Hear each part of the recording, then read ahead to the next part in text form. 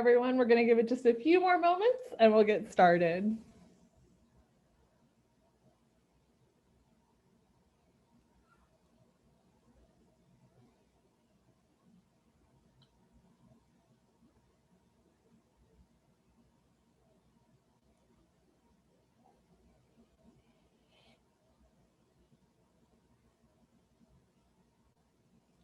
All right, everyone, good morning and welcome to our business boot camp session today. I am Faith Ritchie and I am the Small Business Programs Manager here at the Arizona Commerce Authority, and I'm excited to be back with you this Tuesday for one of two sessions that we'll be having with our presenter today. Before we get started, I do just want to remind you all of the programs that are possible through the ACA. But first and foremost, we have to give thanks to our community partners. Without their help and dedication, we would not be able to do the work that we are able to do. As a reminder, the ACA Small Business Bootcamp is designed to help prepare small businesses of less than 20 employees to emerge from the COVID crisis stronger than ever. A statewide initiative, it's supported by our community partners that you noticed in the first screen. And we're happy to announce that our boot camp will last not only through the rest of 2020, but into January of 2021.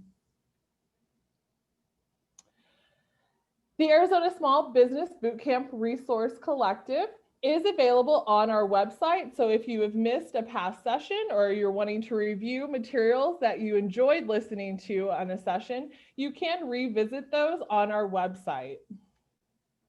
The Resource Collective is additional information about statewide resources, and it is also listed on our website, and we will drop those links to you in the Q&A and chat boxes. Examples of the Resource Collective are here on the screen. As you'll notice, there are many different industries that are represented, and you can see more of those details by logging into the website.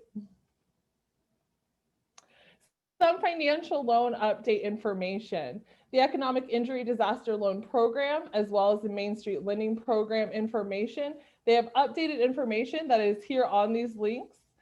If you need those sent to you directly, again, please just message us in the chat box and we can get those sent to you. Be sure to stay informed on the ever-evolving COVID information by visiting our website at azcommerce.com/COVID-19 for all your business reentry and reopening measures. Some additional programs that the ACA does have to offer is for small businesses, navigating the SBA and SBDCs, as well as local banking contacts and latest developments for small businesses here in Arizona. Our Arizona at Work helps with our workforce, employer liaison, crosswalking employees, as well as consulting on federal funding for training and workforce measurements. And our Arizona Manufacturing Extension Partnership can help with those manufacturing needs. If you haven't taken advantage yet, please be sure to check out our small business checklist. This is an interactive and intuitive online resource that helps guide you through the commonly requested licensing information for local, state, and federal levels. And you can visit it at our website down at the bottom of the slide at azcommerce.com/small-biz. If you browse our Resource Collective and you're not finding the COVID information you're wanting, we do recommend that you check out the website arizonatogether.org for any additional COVID-19 information and resources provided in the state of Arizona.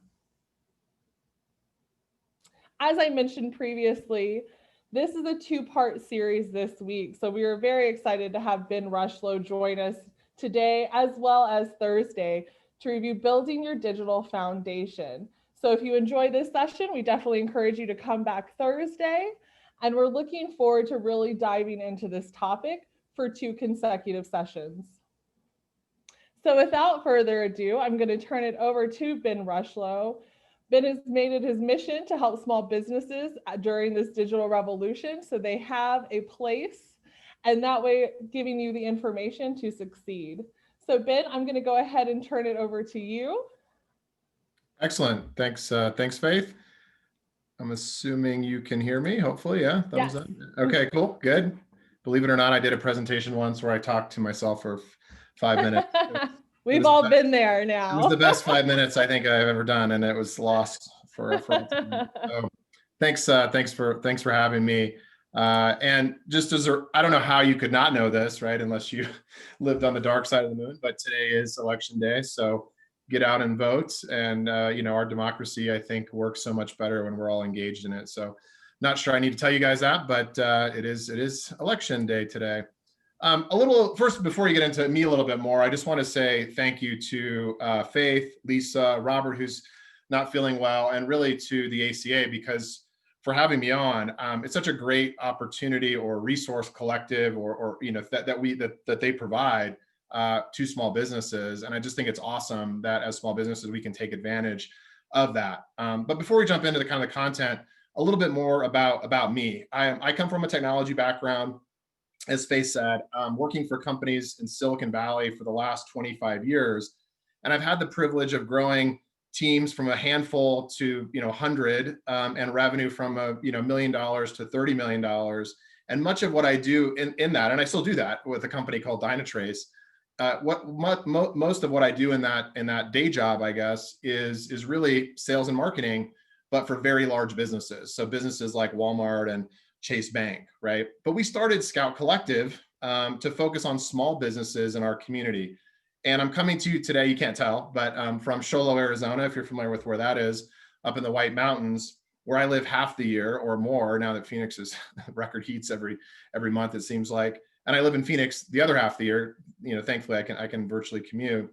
But we have roots here. My wife grew up in Show Low. Her parents are still here. My parents actually moved here as well. We've lived here for the last 3 years, and we love this small community. And we believe like this community and many others have been sort of passed over in this digital revolution, right? We look around us and it's bad websites, no websites, unhealthy love of Facebook as your primary kind of communication vehicle, lack of social media. And it really, in one way, it's certainly a downside. On the other hand, it creates a great opportunity for us and for small businesses who can harness the power of digital to grow. And I don't think it's just Show Low, right? I don't think this is the only community that has this experience. I think many small businesses are being left behind as our society continues to accelerate digitally, right? And that's not just bad for small businesses.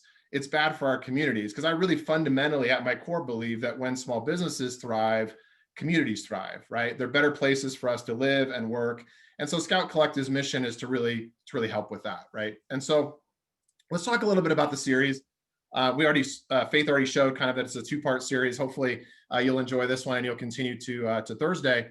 Today, we're going to talk about some foundational concepts. What is a digital foundation in general? We'll talk about logo design, which I think is a highly underrated digital asset. We'll talk about websites, which is the first foundational, and sort of how do you do it yourself, or maybe, do you need help? And then webinar 2 on Thursday, same time, we'll be talking about the other 2 foundations, which are Google My Business, and then how do you get involved and kind of figure out social media, right? Do I need to be on every platform? Do I need to be a TikTok star? How do I manage social media? And then we'll touch just barely on going beyond, right? Once you have that foundation in place, those 3 components, what else can you do, right, with digital? So that's sort of the high lay of the land for the next 2 days. But really, I want to start with this idea of kind of what I hope you will see at the end of this is I'm just going to try to break this down into the most basic parts and really hopefully remind you that digital is really just about telling your story, right? I think we get caught up in digital and think it's all these complex things, but it's really just a vehicle to tell your unique small business story, right? And I think 2 things happen when we start to talk to maybe companies like ours about digital is, first of all, they overwhelm us and confuse us with terms that we're like, what the heck is this, right? SEO, click-through rate, paid placement, geo-targeting. And I think it's, to be honest, sometimes a bit intentional. It's a little sleight of hand where, hey, I'm gonna sort of throw a word salad out at you and confuse you and make you think that I'm an expert, right? And I think that's kind of one reason. I think the other thing is firms like mine sometimes forget that small businesses have businesses to run, right? You're not experts on the latest Google algorithm, right? You're just trying to deal with hiring and firing and training and inventory and whatever, right? And so I think that's the other piece is I want to break it down so that all of us can kind of be on the same level and really talk about what's important as we talk about a digital foundation. And with COVID, of course, we thought COVID, might be over now, but of course it's not. And with COVID, we're all being asked as small business owners to do more with less, right? And so I want to make sure it's very simple, very basic, remove any intimidation and mystery and really give you a place to start. You'll see as I go through here some pro tips. As we kind of talk through this, you'll see them pop up in this box. But I think this is a really good one. And this is not just about digital. This is about anything, right? If you're working with someone, especially if you're paying them, and they can't explain what they're doing in simple terms, get out, right? Because I really believe the more expert you are, you have the better ability to actually take a complex topic and make it simple, right? And so I think that's hopefully the goal of the next 45 minutes together. Today's agenda, we'll talk about a digital foundation. Why is it important? What the heck is it? We'll talk about logo design. I love logos, and we'll talk about why it's such a great investment. We'll talk about the first foundation, websites, domain names, what is hosting, platforms, what are best practices, and then we'll have some time to talk about where it makes sense to hire somebody, maybe where it doesn't in terms of websites, and then have some time at the end for questions. So throw your questions in the Q&A box, and we'll try to get to them at the end. But I want to start with sort of the digital divide, right? And so on one side, on my Dynatrace job, I work with lots of big businesses, right? And you think about big businesses, they really have all of the advantages. They have, complex customer management systems. They have teams that do invoicing and billing, marketing teams, right, that are creating content, social media teams. They work with, really expensive, sometimes branding agencies and customer support, right? So that's kind of on the big business side. And then as we've started Scout Collective, I get to work with a lot of small businesses. And to be honest, even in my own personal life, we were doing a little remodel up here, or did this summer. And so I got to work with some small businesses and, directly as a consumer. And what you find, and this is not true everywhere, of course, but there's still a lot of handwritten contracts, lack of websites or not updated websites, as I said, an over-reliance on Facebook, payment and, check, CRM or customer management is done as in your phone, right? And branding is like, what is branding? In fact, I had one example of this where we were doing some window treatments. And of course, paper contract, which that's fine. And then I said, hey, really want to get this going. Okay, we need 50% down. I said, well, can I go to your website and pay on there? Or can I use Zelle or Venmo or whatever? And it was like, we only do check. I just remember thinking, so the main reason you have a business is to get revenue and money, and you're basically creating friction around kind of what is the central point of the business, right? And to do that in 2020, when there's so many options about crossing that digital divide, is I think a bit odd. And so my point is, there's never been a better time for a business to cross this digital divide, right? 20 years ago, certainly challenging, but not now. And we did this with Scout Collective. So within about a 4-hour period, I'm not saying this to brag at all, because it's just probably maybe take you 2 hours, right? It took me 4 hours, but really, in 4 hours, I found some software online called 17 Hats, and I'm not affiliated with them, and I'm not necessarily promoting them, but where I was able to get up a quoting system, a contract system, and an invoice system, all that could do, e-sign, right? So electronic signature. I could take payments, right? Credit card payments, check payments, electronic check payments, and I had a project plan, system, so I could actually manage my customers and our projects. And obviously, our business is unique. If you're a restaurant or a small retailer, brick and mortar, you're gonna have different sorts of challenges. But my point in this is to say, the digital divide has never been smaller. There's so many, great software vendors out there, most of them cloud, most of them subscription, so you're not having to install anything and try things that really can help a small business act like a big business, right? Another example of this, which I think is kind of interesting in my context, is I started coding websites when I was 16. And believe it or not, I was actually around before the internet. I know I tell my kids that, like, what does that mean? So shout out to bulletin board systems if anyone else knows what that is. But as I, as the internet started to happen when I was in my teens, I actually built websites. and got paid for them, which is kind of weird that I'm now coming back to that. But and this is how we built it, right? We built it in HTML, and you would code it, and everything was very much custom and very technical. And the reality is, back then, big businesses could do all sorts of cool stuff because they had armies of programmers and graphic designers and all this cool stuff. And so the divide was huge, right? But now their divide is so small. Like any small business can act like a big business in terms of, and we'll talk more about, some of these platforms, but that divide is small. And I think there is such an opportunity for folks who want to take that and really run with it to stand out. I love this image of Usain Bolt, who's amazing, and just what it must be like to be so far ahead of your competition that he's almost, I think, posing for the camera as he comes through the finish line.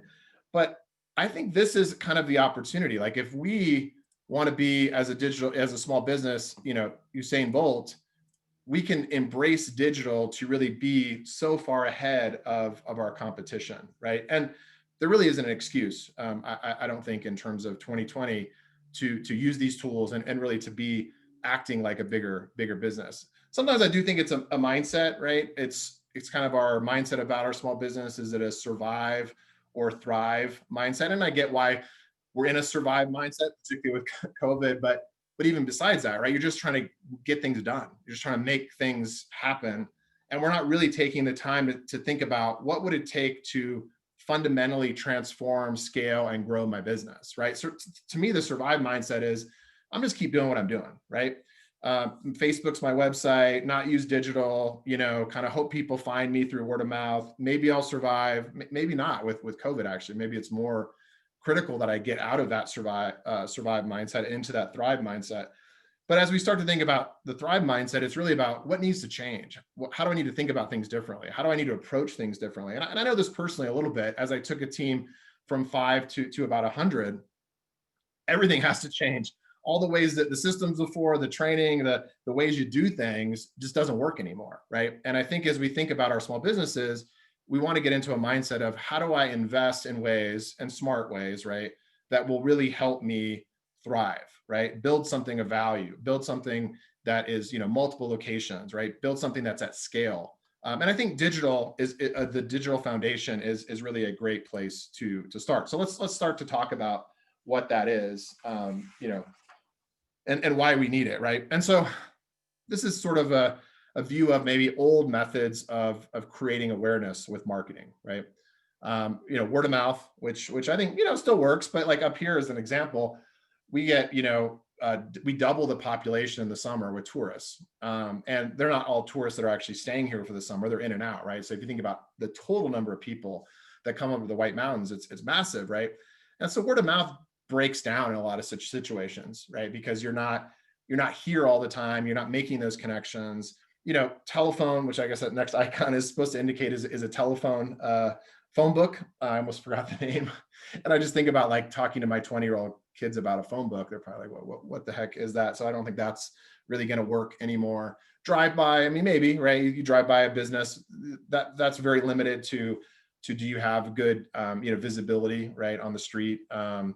Television, I mean, obviously, with Netflix, the question is, does television or that kind of medium, does television marketing even really work? And even if it does, most small businesses that we're talking about today, right, don't have the ability to do, television ads. And so these old methods that we think maybe we're creating awareness are probably not, really what we should be focusing on. Instead, we realize that we all live in a digital world. I like this picture. I put it up here because it's the least likely thing you'll ever find my 22 and 25-year-old sons doing with a phone. Actually talking to someone. It's like their greatest fear is actually using the phone as a phone. But of course, we all, and I mean, I joke in the sense that I don't love that either. Actually, I'd rather interact with people via email or kind of direct messages or look at their websites. But we all live in a digital world, and that's only accelerating. And so for us to be effective in our marketing strategy, obviously we need to be there. We partner with another digital marketing firm based out of New York, run by actually my cousin, and they have some interesting stats. And I thought, it's helpful to kind of ground us in why digital matters, right? I love this one. 57% of mobile internet users said they won't recommend a business with a poorly designed website. So there is a direct correlation between the perception of your small business brand and your digital, offerings, right? 54% of social media users are researching products on social networks, right? We kind of know that with the whole influencer, piece. And this other one is I'm sure we all know, but it's also kind of shocking, is that, basically no one gets past the first page on Google search, right? Less than 1% of people actually do. And so how we position ourselves in these areas, and we'll talk actually about all of these over the next 2 days, really, really important to how successful our business is. And really, at the end of the day, digital is about, creating awareness for your small business, right? It's not about doing something just to do it. I went to this webinar, I need to do this thing. It's not like having the cool Instagram, I want to be an influencer.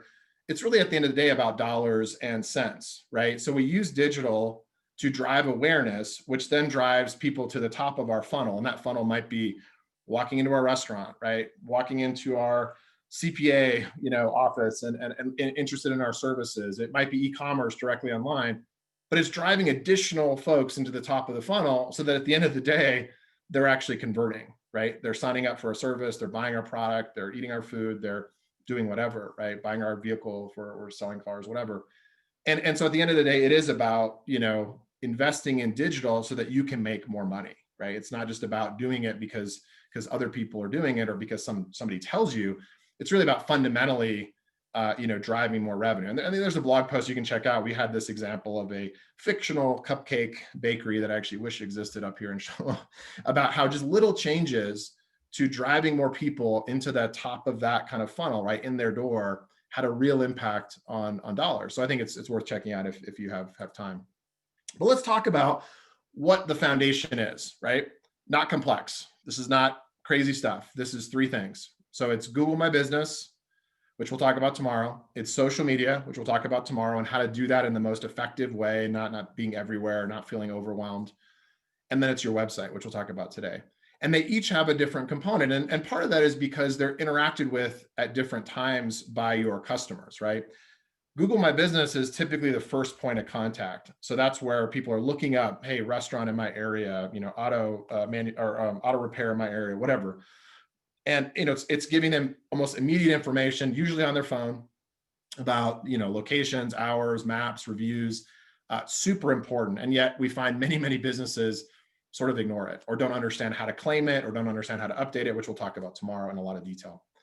Websites, great for calls to action, driving people to more information, right? Websites are really designed to have more informational content, right? That's not just a little, thing on your phone like Google My Business, but it's really where you can put more of your story. You can talk more about your unique value proposition, and we'll talk a lot about that today, but it's also where you create a call to action. And what do I want my potential customer or return customer to actually do when they come to my website? And then social media is really about just creating awareness about your brand, building more immediate relationships that you can't build in these other areas, right? You can actually direct message your customers, or they can engage with you in different ways, much more immediate. So, hey, I got a special today, I want to put it out, right? I'm doing a coupon code, I want to put it out. Like, much easier to do that on social media than on a website and Google My Business. And so they all sort of work at different points in a life cycle, potentially, of a customer. And they also work at sort of different types of timescales, right? Or different types of engagement, right? More immediate, I'm just trying to find directions. Is this business open? Hey, I want to engage with them in a different way and maybe more visually on social media. Or, hey, I want more information and kind of, deeper research on the website. And so these 3 work together, I believe, to form your digital foundation. You need all of these. This is like, and you'll notice what's not here, right? We'll talk about that tomorrow, going past the foundation. There's not a lot of stuff about search engine optimization and reputation management and email marketing, and all that stuff's good, right? But if you don't have this, don't go there, right? Start with this and then build out from here. And so I get this question a lot. It's like, well, okay, those are those 3 things. Does every business have to sort of deal with those equally, right? Equal value. Do I invest equally in all of those? And I think the answer is it depends. It really depends on your business. I think this is an interesting sort of graph that I created where, like a dentist, for example. I mean, as much as we love dentists, and God bless him, my dad's a dentist. He actually might be on this call. Hey, Dad. probably a dentist doesn't need to be super engaged in social media. I mean, I don't know about you, but I don't necessarily want a lot of root canal pictures or whatever. Now, should they be on social media? Sure. But I would invest much more heavily in a website, right? And obviously we'll talk about Google My Business. But if I'm an artisan, right? So there's a great artisan up here, does pottery. She actually teaches at the college here as well.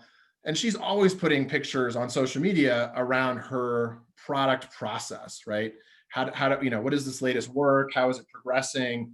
Much more effective on social media. That would be a little challenging to do on a website. You could do it, but much more immediate and effective on social media. And so her investment should be much more heavily in social media than on a website. Doesn't mean that she doesn't need a website. She should have some website, right? Because you don't want to have kind of, two pieces of the foundation and not the third.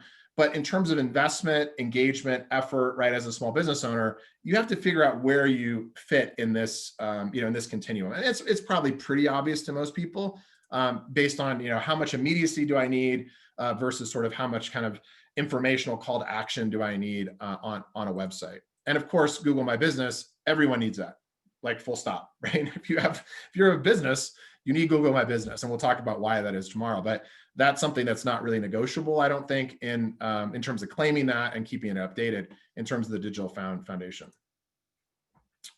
So hopefully that grounds us in very simple, right? Not complex. Website, some social media presence, and tomorrow we'll talk about where I think you should invest of all the many options, and also Google My Business. And all of those are actually relatively achievable, with even small business people doing it yourself. And that's kind of my perspective here, is that you're going to do it yourself. Of course, you can talk to folks like us for help, but it's relatively achievable. But I want to add, and it's not really a part of the digital foundation because I didn't want to change it from 3 to 4, but I do think it's actually a good place to start. So the best $500 I think you can ever spend is on a logo design. And I see this up here. People design their own logos with free tools that then don't work across multiple platforms or formats. They're not high quality enough. They're not impacting enough. They're not memorable enough. And a logo design is not a thousands of dollar investment, right? If you work through us, which you certainly can, or through others, we have a great logo designer, and it's something about like a $500 investment, and it's something that then you can use in so many different ways, right? So this is an example of just our logo in different formats, right? So a badge format, this is, I think this is actually the classic down here is the classic format, this is, sort of landscape, whatever, right? And all included in the initial design that we did. And so what's cool about that is then that logo can be used in so many different formats. This is our website, see it up there in the left corner. This is Facebook, different logo treatment, but same logo. This is Instagram. So obviously there's all the digital uses. This is our contracts, as I said, coming out of 17 hats. These are business cards. These are leather coasters, just to show you it even works outside of digital, right? These are really, really cool, actually.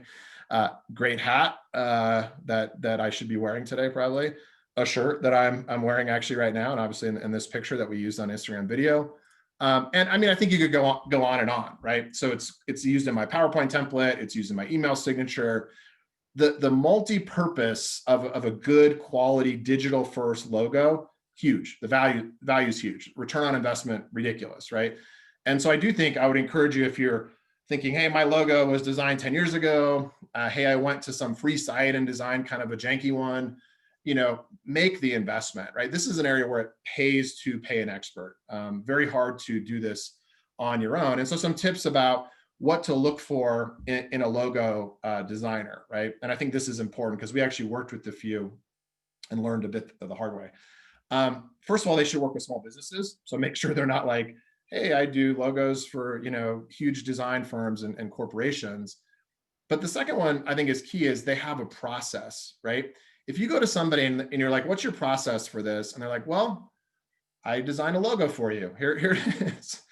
Run away, right? There should be a process of revisions, getting your feedback, maybe like an idea board of what kind of logos do you like, what speaks to you in terms of your unique business. And they should have a process, right? So it shouldn't just be my buddy who has a graphic design degree from, ASU, which I graduated from ASU, so no offense. he or she is just going to do a logo for us, right? It really should be someone who's done a lot of these and has a process. They'll provide multiple concepts and revisions. So we had in our process 3 different concepts, and we all got to, as a team, sort of say, nah, this is not it. This is more it, right? Take this from that and kind of combine it. They'll provide multiple formats, as I just showed you for our logo, and they're digital first or native to digital, right? Why that's important is I see people who get logos and then the format that the designer delivers is super old school, or that the person's used to working in like, physical medium like signs or banners, right? And then they're trying to translate that into digital, and the quality is not good, and the format's not good, and they don't have transparent backgrounds, they don't have various file formats. And so find somebody that you can work with that is digital first, right? Obviously, if you get it right in digital, then we could blow this up and put it on a huge banner if we wanted to, right? We could paint it on a building that we don't have if we had a building. But start with digital first. Hopefully that's helpful. Super good investment. Like I said, $500. It's the best $500 you will ever spend as a small business, because it has a huge effect on the rest of the digital brand, right? And it's worth that investment. Obviously, if you want to talk to us about it, we can help. But if not, go out and find a good designer. So before we even get into websites, I think the most overlooked digital asset is actually, and I love this picture, just a random stock picture, but so cute. It's you. He's pointing at you. The biggest digital asset is you, right? And I think we kind of forget that I would title this slide, "Keep It Human," right? Because what happens is, I think we end up chasing, potentially by working with, I would say, not great designers or great digital folks, we end up chasing an algorithm, right? Or we build our digital foundation on what these so-called experts say must be part of a website. And I'll give you kind of 2 examples, right? I was talking to a small business owner recently up here, and I was looking at her site, super poorly designed, kind of lots of random keywords that you could actually see, didn't work well on mobile, not visually great. And I was like, what is all this, right? And she said, well, the designer we worked with said, this is all about search engine optimization, right? That's why we're doing all this kind of crazy stuff. And I thought to myself, I didn't say this to her, but I thought to myself, you do realize, like, search engine optimization is about showing up so humans can actually come to your site and look at it and actually find it useful, right? And so she had kind of erred on the side of the algorithm and forgot the human part of it, right? The real thing here is, the goal of the website is to tell your story, right? Not to exist for an algorithm. And someone else I was working with recently said, I was looking through their design, and one of our principles of design is keep it kind of very concise in terms of how many pages you have. And they had a bunch of these pages. And I was like, why do you have these pages? It didn't quite make sense, right? They were kind of like repeated information and not clear flow. And they're like, yeah, well, a designer that we worked with, again, one of those experts, said we need to have a lot of pages because that's how Google wants it to be. And I was like thinking, okay, I think that's another example of an expert who's not an expert. And also, like, we realize Google is not going to show up at your store, right? Like, Google is not going to be your customer. Google is not going to buy your product. Humans are. So I think we have to remember that digital marketing at the very core is about a human experience, right? It's about authenticity. It's about your brand. It's about your business and your story. It's not about algorithms, right? And so remember that you're reaching humans. And I think that's super, super important, right? Because I go to a lot of sites and I'm like, this was not designed for a human. This was some kind of, craziness around search engine optimization or something else.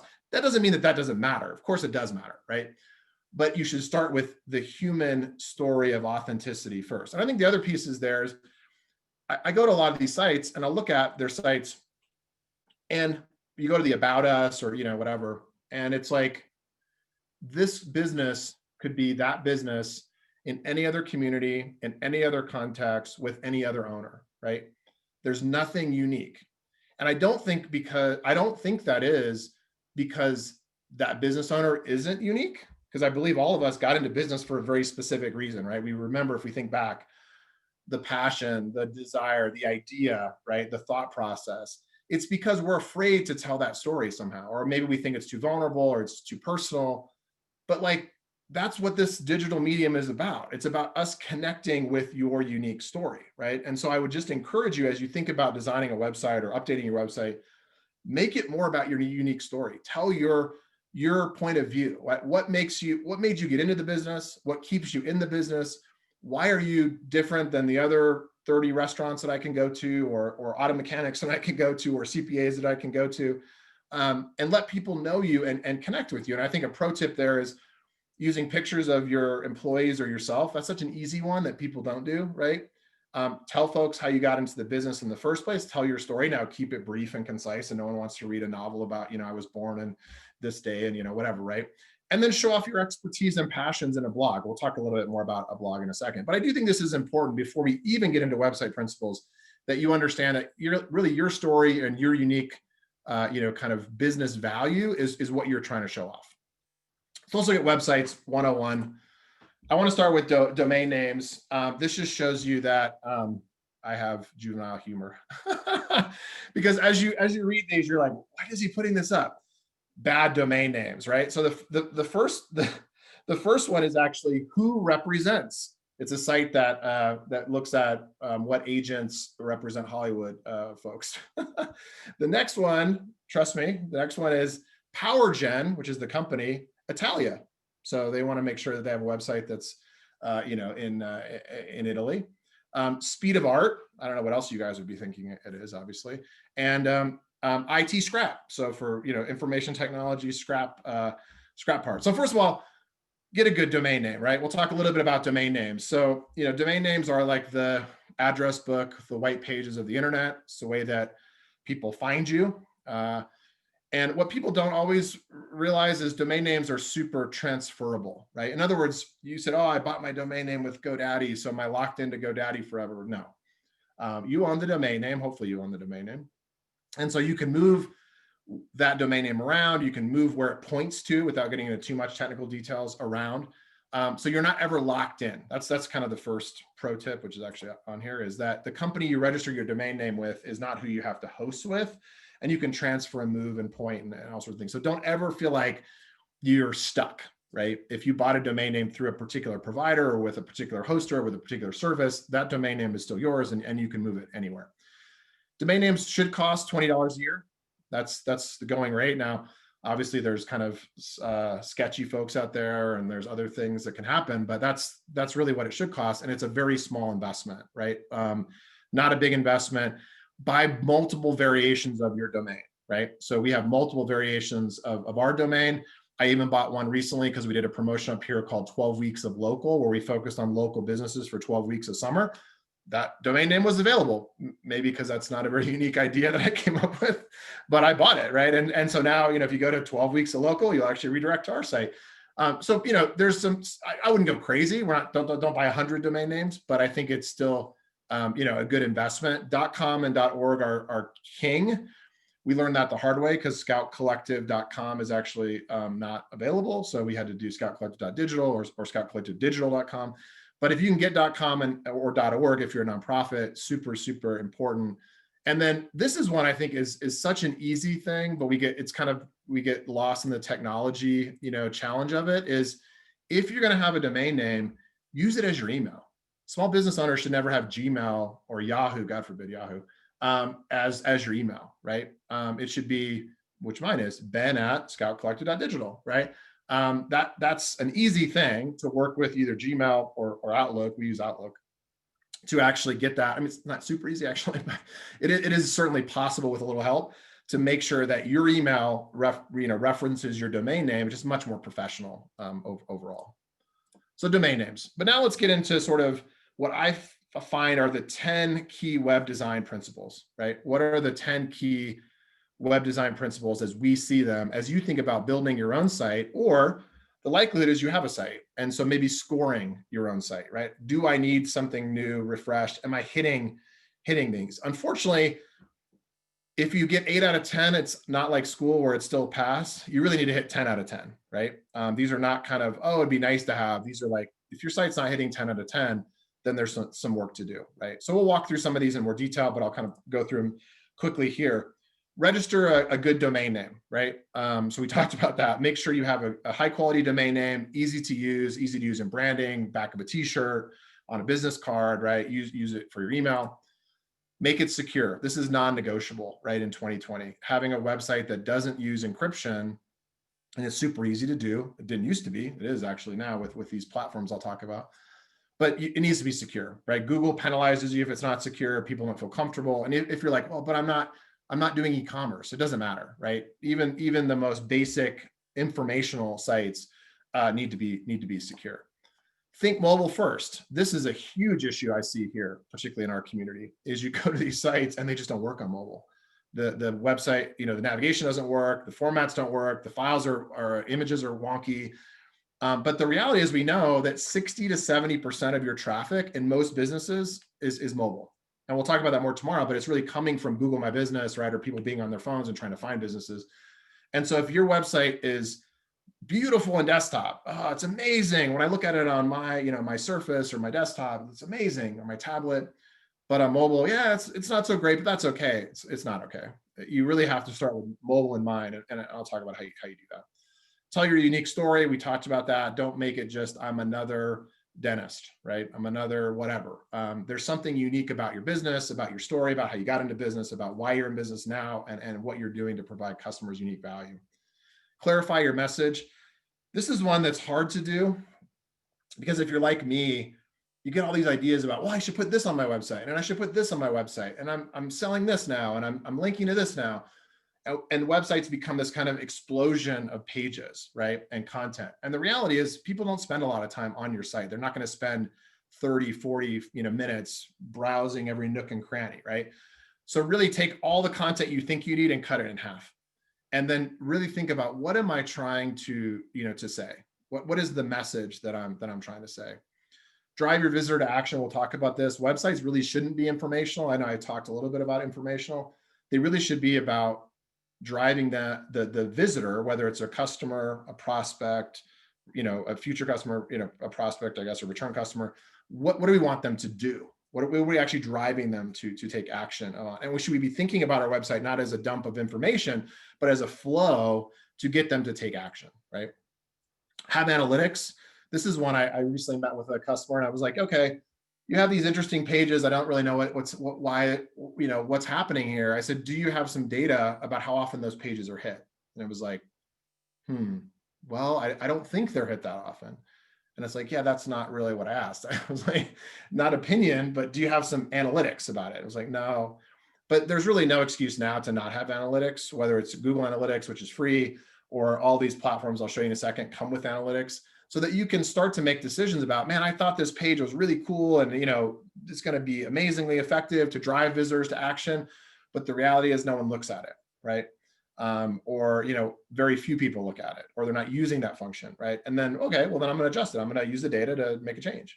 But if we don't have analytics, we can't make that case. Think like your customers. We'll talk about that. Sometimes we're so into our business that we don't really take a moment to say, who am I trying to reach here? Who is the person, or in marketing terms, the persona, right? Fancy term for the person who I'm trying to actually, talk to in my website. Keep it fresh. I'll talk about that for a second as well. And then make it visually appealing, right? A lot of these have nothing to do with visual appeal, right? Like that is important for sure.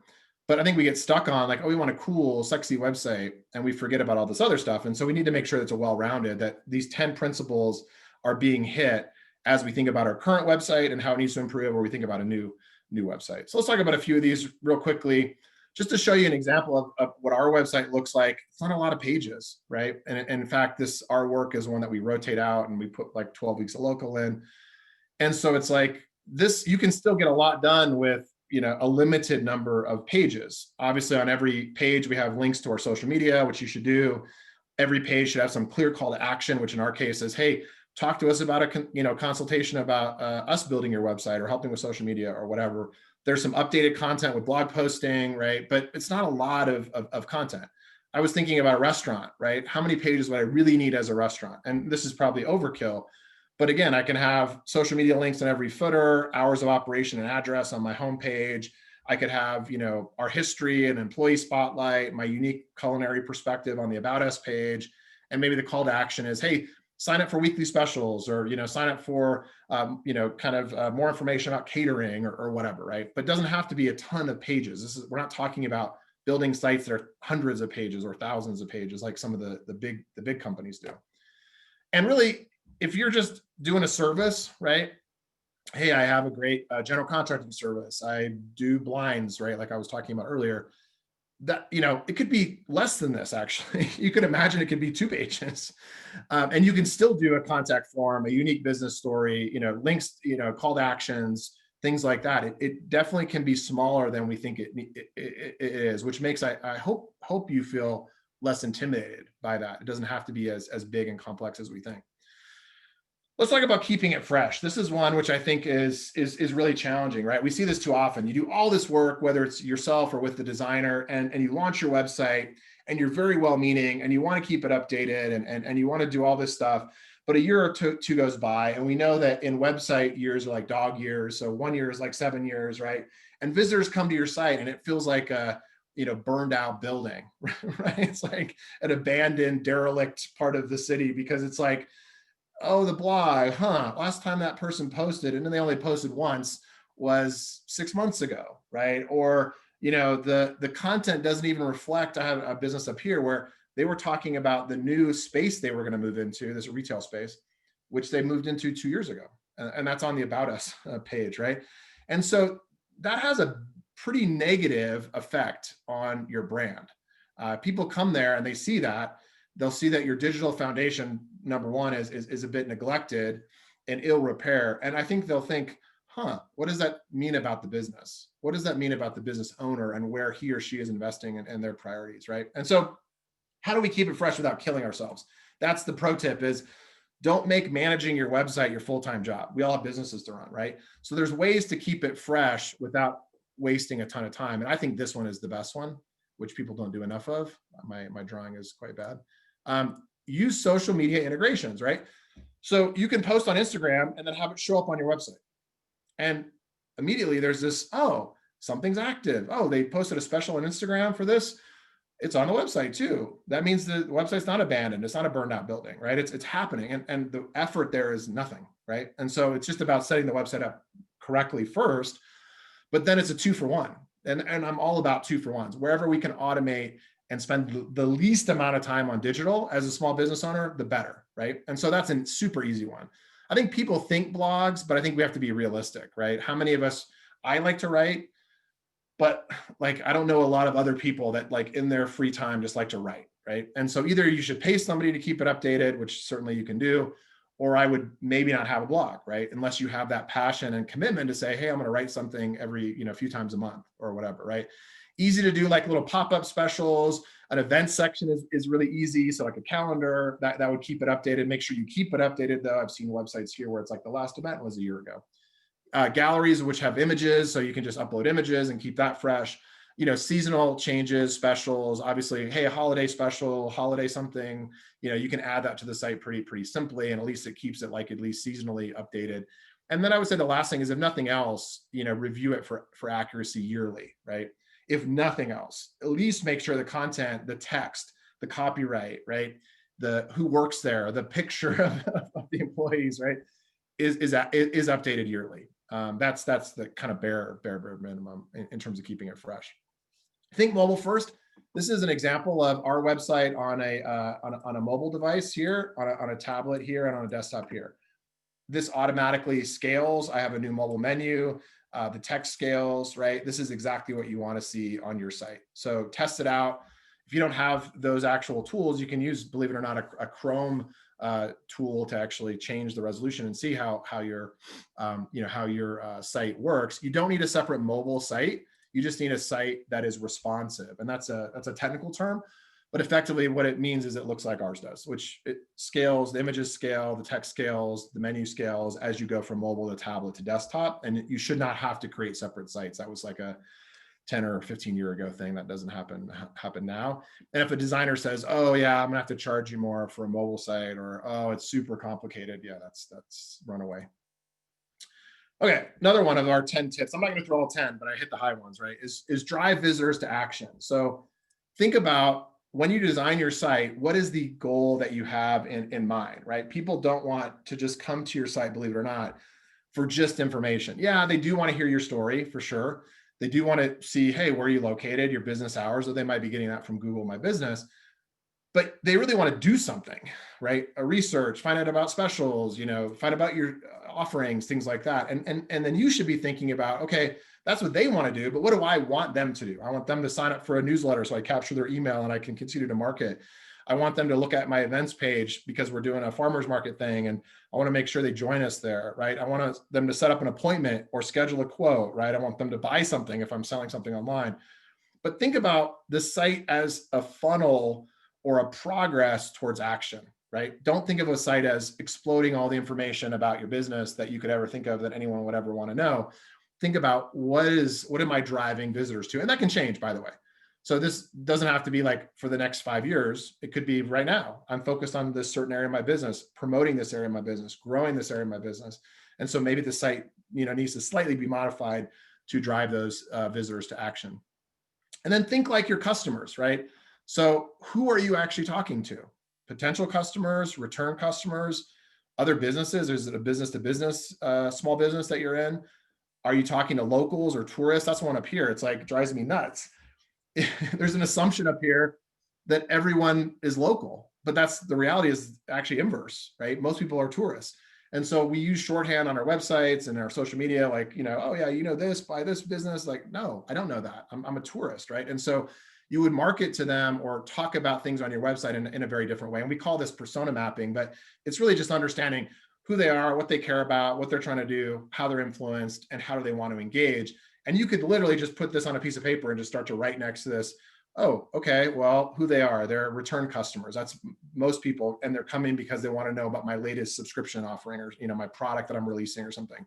What do they care about? Well, they've asked a lot of questions about, this part of the product. They really care about information about my product. Okay, what are they trying to do? Well, they're trying to buy, so you can go through that and then think, does my website actually match what that person is trying to do? Because if it doesn't, then it's not well designed, right? No matter how visually sexy and cool and whatever else it's doing. And so again, threw a lot at you. Thankfully, we have 2 sessions because we'll talk about those other areas Thursday. But the 10 principles are really, really important. As I said, an 8 out of 10 doesn't cut it. A 9 out of 10 doesn't cut it. It needs to, all be there for you to have the most solid digital foundation. And none of this is hard, right? And so that's where we get to sort of the do it yourself, right? Like you, I like to do things myself sometimes, right? In fact, recently I replaced a toilet, which was I was impressed with that, right? And as far as I know, all the liquids and fluids are going to the right place. But would I want to remodel a bathroom? No, right? And so sometimes that thriving mindset is really about knowing when you should bring in an expert who has the time, the background, and the expertise to help you not do it yourself. But if you are thinking about doing it yourself, and I think that's totally fine, think about a platform, right? Used to be that each of these things were completely separate, and you'd work with a web designer and they'd be like, oh, you want e-commerce? Wow, that's going to be real challenging, right? Oh, you want security? We're gonna have to buy these certificates and register, you want mobile? Wow, that's going to be a big upcharge, right? And the reality is now there's platforms out there, and I'll show you my favorites in a second. All this is baked in, right? Domain registration, hosting. Hosting is what that means is where the actual website will live in the internet. And used to be back in the day, it was like, oh, you can only have this many visits or different hosting. That's all. You don't need to do with any of that, right? If you're going to do it yourself, you want to reduce the friction as much as possible so that you're not thinking about any of these things, right? Instead, you're thinking about the 10 key web design principles. You're not thinking about the underlying sausage making or plumbing, right? And so I would say these are the sites that I would recommend. We do our development in Squarespace, so big fan of Squarespace, but other folks like Wix. I know other folks really like Shopify, particularly if you're e-commerce. I don't know that much about Weebly. I just thought that was a cool name. And I did look it up a few places, people talk about it. So find an all-in-one platform, right? Where each of those things are not kind of custom or add-ons or bespoke, they're all included. And I think that's super, super important if you're going to do it yourself. You'll notice that WordPress isn't here. WordPress is really not an all-in-one platform. They're an open source software, and a lot of people love WordPress, but I tend to think it gets into too custom for really a do-it-yourself business owner. And last slide before we wrap up is what do you look for when you want to pay somebody to do your site, right? The first is, and I hope you get this through my kind of rambling and rants, right? This last 45 minutes is digital is about your story. Digital is not about SEO, word salads, confusing terms. Really, it's really about how do I transform your unique business story to the world, right? And digital just happens to be the way that we engage. And so the designer first should be about listening more than they're talking, about understanding you and your unique story, right? Because that is going to be the foundation for everything. Make sure they work with small businesses, make sure they have a process. Sounds familiar, right, with the logo thing. Make sure they can train you on how you can update your site ongoing if you want to, so they don't leave you in a weird situation where it's like, it's so hard, it's so challenging. Like every time you upload a blog, you have to pay me. It's like that shouldn't be the situation, right? They're not creating something super custom. I run into this all the time. Oh yeah, this super custom code. Like, guess what? No other designer is going to want to touch that. So make sure it's on a platform. Like I said, we use Squarespace. They should have ongoing pricing models. Some people want to pay one time and be done and update their site themselves. Other people want more of a kind of ongoing partner model, right? Hey, I'll pay you a couple $100 a month, and it includes the design and includes the updating and stuff like that, right? They can flex based on your needs. And the last one is really about analytics. They can measure their impact. So that's important as well, right? So that I think if you're working with a designer and they're like, well, I can't really tell you if we're going to be effective, if they haven't thought about, well, how do I measure effectiveness, right? How do I bring that back to you as a business owner so that I know that your dollars actually that you're spending with me are turning into value for you? Then they probably don't. They're probably not the right person to work with. I have a whole thing on our blog about why it makes sense in some cases to invest in web design. So key takeaways. Focus on the foundation, right? Get that right. Define your unique story. Your biggest digital asset is you, right? Your business, your unique business proposition.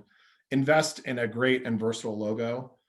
Get that first foundation, your website in place. Make sure you're getting a 10 out of 10. And if, in fact, if you want us to score you, feel free to reach out to me and I'll score your current website and give you some free feedback.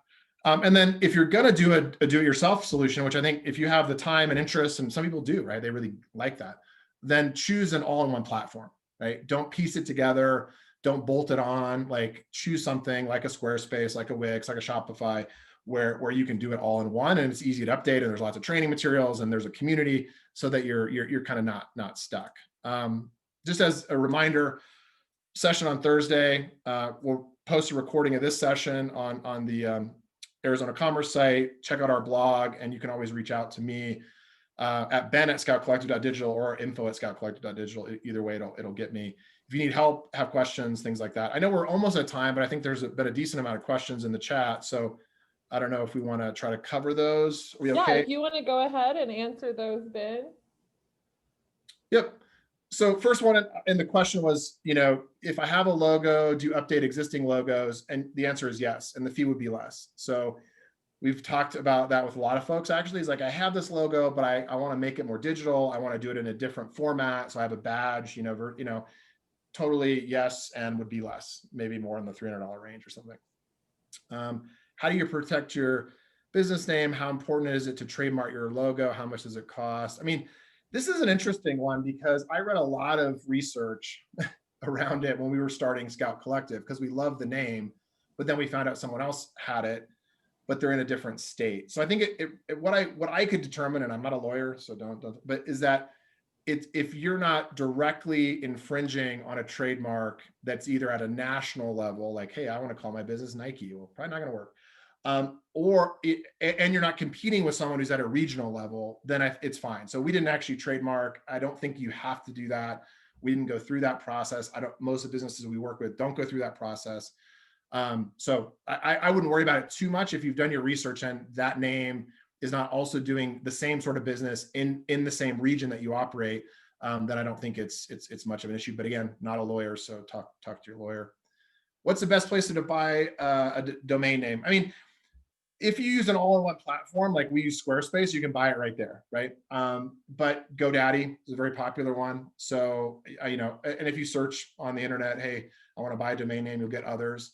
But I think that's something that I would, think about is probably either going to your all-in-one platform like Wix or Squarespace, because then it'll be hosted there too, but it's not that big a deal. Or like GoDaddy, probably. Somebody said, good tips, thank you. Taking your advice to avoid the burned out building. Is there a way to integrate your personal LinkedIn blog or article to feed directly to your website blog? Yes, I think there is. So I haven't done that personally, but I'm sure we could reach out to my partner, as I said, in New York. And he does a lot of work with LinkedIn, especially for business to business, right? And so, yeah, I no doubt that there's a way to do that integration, that which would keep it fresh, as you said. So I think that's a good idea, actually, really good idea.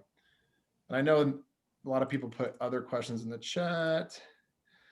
Is there anything else in there? I believe those are all of our questions currently. Yep.